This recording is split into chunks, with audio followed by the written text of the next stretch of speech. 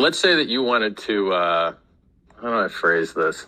Let's say you got a free airdrop and you wanted to sell your free airdrop without hurting the price too much. And you used like a limit order or like a Uniswap V3 liquidity position that you'd pull after it filled, which is like a pseudo limit order, you know? Mm-hmm. And then you had a choice. You could either sell that altcoin on the USDC altcoin pair, or you could sell it on like the alt pair. So for instance, let me think how I can phrase this. If you sell your altcoin on the USDC pair, it hurts the price of both things. It's weird. It's counterintuitive. Mm-hmm. So for instance, if you, let's say Hex had a pair with something else and you sold on that pair, it would just be a Hex buy. So you'd have an altcoin sell and a Hex buy at the same time. Wouldn't hurt the Hex USDC price at all because you're just trading one alt for another alt. Doesn't hurt the USDC price.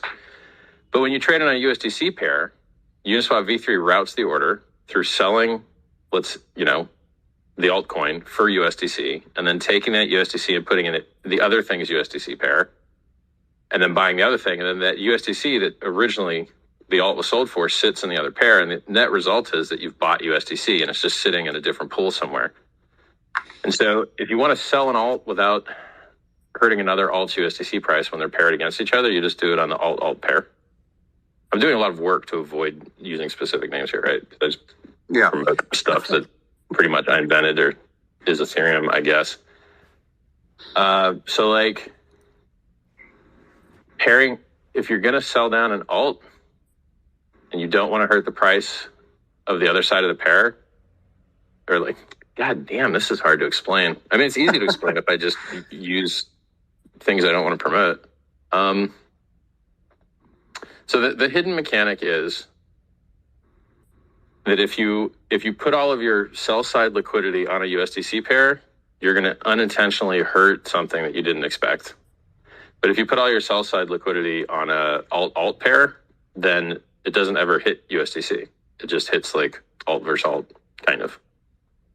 Right. I'm gonna try to use more specific language. Let's say you got a free airdrop as a Hex skin, and you had the option to sell for USDC or the option to sell for Hex. If you sell for Hex, it doesn't really hurt the Hex price. I guess it helps it. But if you sell for USDC, it hurts both prices, the airdrop and Hex. So that's like the summary. Well, yeah, wouldn't that be because if your Hex is the liquidity in the USDC and you're dumping it for that, it would be draining that liquidity, wouldn't it? And hurt the price of it? Well, the issue, it's kind of more nuanced than that because the issue is where is the majority of the liquidity in the system? So if the majority of the liquidity in the system is actually in a USDC pair, then it's going to route order through there. But if it was the case that the majority of the liquidity wasn't in a USDC pair and it was actually in an alt pair, then it would just route the order there and it wouldn't really be that bad. So it's just like there's an unintentional, unadvertised side effect of adding a bunch of sell side liquidity for an airdrop on the USDC side that I don't think people understand. Like you would think, oh, well, I'm just selling an alt, no big deal, right? And you're like, actually, no, there's a bigger deal than you think because it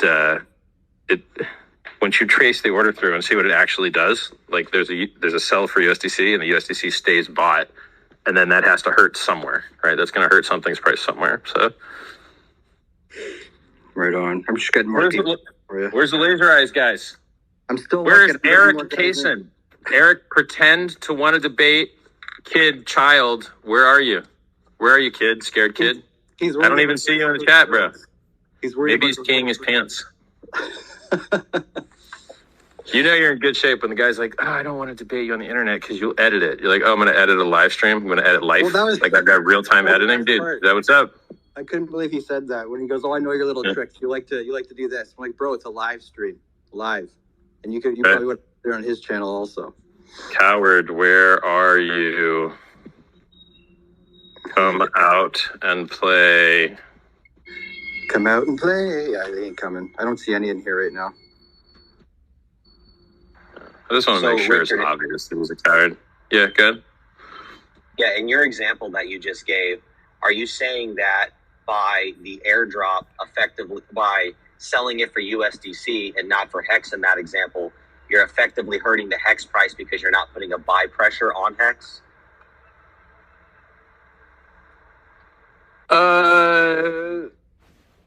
Yeah. But I mean, like, yes. I mean, the issue is some people buy airdrops too, right? And that's the most suck part. Because then you're like, you go through the routing and you're like, if you trade an alt for an alt on an alt pair, USDC doesn't really get hit. It'd be like if I gave you a shirt and you gave me a shirt. Okay, USDC doesn't get hit. But if you have to sell one thing for USDC and then that USDC goes and buys the other thing and then just sits in the pool, and that goes both ways, right? So like some guy sold a bunch of the alt to buy HEX, dropped the price of the other thing like 90%, and then it went back up. But like, it's, you know, the volatility cuts both ways. So my thing is, like, if you're going to dump your free airdrops, consider dumping them for HEX instead of USDC. If you want HEX to be like stronger. I don't know.